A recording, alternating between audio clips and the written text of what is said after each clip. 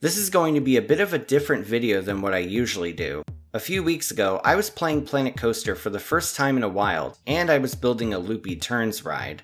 This is the game's equivalent of the SNS El Loco model. What I realized is that this game gives quite a bit of leeway when it comes to designing the track. So basically, I was just doodling around with this track and seeing what kind of elements I could make out of it. And then I came up with an idea. What if I took a standard vertical loop and basically inverted it? Now I'm not talking about the famous non-inverting loop you'd see on something like a Skyrocket 2. I'm talking about a loop that starts at the top, peaks at the bottom, and finishes off at the top again. I posted this inversion, which I dubbed the ornament loop, on Instagram, and it got a lot more attention than I expected. While I already considered doing a video about the potential of this loop, the response I got was admittedly unexpected. Many users said they too had thought of the possibility of having this kind of loop on a steel coaster. But making a ride in Planet Coaster is way different than designing one in real life. So for the sake of curiosity, I wanted to take a look at if in fact such a loop would even be possible.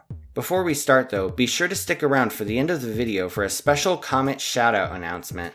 To be honest, while I do love researching the industry, I am in no way an engineer or a physics expert. So I decided to message the fine folks at the Art of Engineering YouTube channel. This channel focuses entirely on the physics and design of all sorts of famous attractions, and I thought they'd be the perfect people to ask about a loop like this. I'll include a link in the description if you want to check them out. Shortly after contacting them, they responded with a thorough email detailing the concept of this loop, so special thanks to them for helping me with the research for this video. First off, this loop, at least from a physical perspective, is indeed possible. Of course, it wouldn't look at all like the one in Planet Coaster that I made. But if you added some supports that were more like an inverted coaster, the train would certainly be able to navigate it. Moreover, the forces this element will put on the track and trains are really no different from that of an inverted coaster. Unfortunately, that's pretty much where the realism of this element ends. Although it would be easy to build, there are several reasons why it would be a bad idea to let people ride it. First of all, since the lowest point of the track is upside down, the ride could easily valley in a really bad spot, leaving passengers stuck upside down.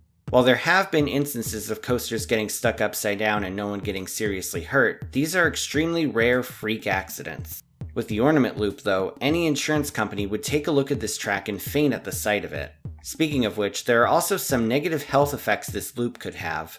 You may know about blackouts and grayouts, but this loop can cause something even worse, a redout. And yes, it is as scary as it sounds. With standard loops, the forces are known as positive G's, which press you down into your seat. These forces send the blood rushing to your feet and away from your head. This can cause grayouts, which is when your vision briefly goes blurry or dark. Basically, all light and color goes dim, and if you lose consciousness, this grayout becomes a blackout. Fortunately, unless you have certain medical conditions, graying out isn't that dangerous when it's for a short period of time. I grayed out on Mindbender at Six Flags Over Georgia, and yet I was totally fine afterwards. But instead of positive G's, the ornament loop's forces would be negative. According to the American Society for Testing of Materials, or ASTM International, there is actually a limit for G-forces on amusement rides. For positive G's, the maximum is 6, but for negative G's, the maximum is only 2.8. Moreover, if the negative G's exceed 1.5, passengers can only be exposed to these forces for no longer than 4 seconds. But why are more positive G's allowed than negative G's? That's where the redout comes in. With positive G's, blood is pushed away from the head, but with negative G's, blood is pushed towards the head. This can cause a number of severe complications, including eye damage and even strokes. It's known to happen to fighter pilots, but amusement rides are meant for the general public. For that reason, this element isn't likely to see the light of day anytime soon. Another thing Art of Engineering brought up was the clothoid or teardrop-shaped loop. Most vertical loops are shaped this way, and they allow for even more forces on the track, as well as more constant speed. But believe it or not, a teardrop shape would actually make these problems even worse. This is because the tightest radius and the highest speed would occur at the same time, putting even more pressure on the riders' heads.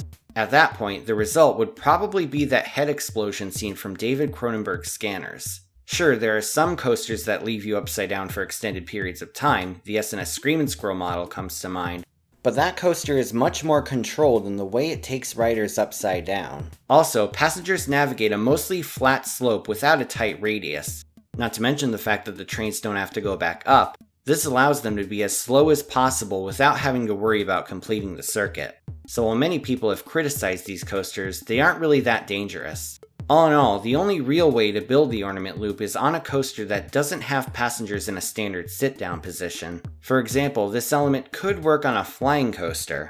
You would be laying down at the bottom of the loop, so the blood wouldn't only be rushing towards your head. It would kind of be the same forces as the pretzel loop, but let's be honest, the pretzel loop is much cooler looking, and we probably won't be seeing an ornament loop for a while, or at all. This loop is indeed dead on arrival. Now on to the announcement. One of my favorite things about operating this channel is reading your comments. I love getting various perspectives on the many attractions I've talked about. Whether it's memes or nostalgic anecdotes, I love hearing what you all have to say about the different subjects we've covered here. So with that being said, I'm starting something called the Comment Shoutout Program. From this point on, each new video will feature 3 different comments at the end, all of which coming from the preceding video. These comments will be chosen at random, so as to not favor any one user. However, comments that contain inflammatory words or phrases will not be selected. With that being said, here are 3 comments from my recent video about Batman the Escape at Houston's Astroworld. First up is this comment from Roger G. I remember watching it get built as Shockwave at Magic Mountain. The black track made it look awesome, and when I found out later it was to be a stand-up coaster, I was so excited. I still watch the commercial. Although we got upgraded Riddler's Revenge, which is great, Shockwave will always be a nostalgic memory as a roaring and great coaster. Next is a comment from Garrett Bowles. My mom went on this coaster opening year at Magic Mountain. She said it was really fun. She still misses that coaster every day. Finally is CE3 with, I rode it in the Astroworld days. You'd want to make sure to ride it near the front, where it was kind of rough, but not really beyond what you always get with a stand-up coaster. The back car so could be unpleasant though. Looking back on that part, it's wild they put a stand-up coaster right by a Togo Heartline Twister. Some pretty elusive credits now. If you want to see your words in the next shoutout, feel free to leave a comment down below. It may be selected for the next shoutout. Thank you all so much, and if you want to support me on Patreon, you can do so once again at the link in the description. Thanks for watching, everyone. Feel free to like, share, and subscribe. You can follow me on social media on Twitter, Instagram, and Facebook, or you can check out my website at themeparkcrazy.com. This is Theme Park Crazy, and I'll see you all next time.